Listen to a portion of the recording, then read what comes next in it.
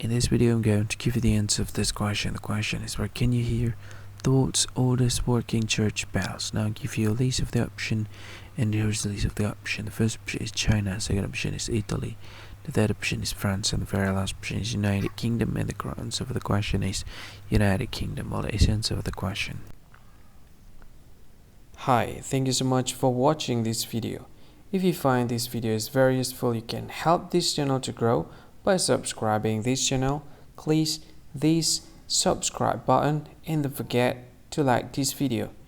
And if you find this video is not really good, or you don't really like this video, or you kind of feel that it's a little bit offensive or something like that, you can click this one, dislike button. You can do that anyway.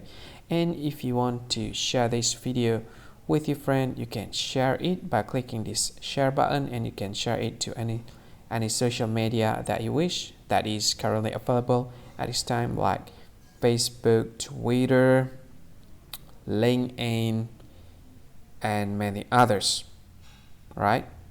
And if you want to add this video to your playlist, you can click this one. You can watch this video later, and you can find more options by clicking these three dots.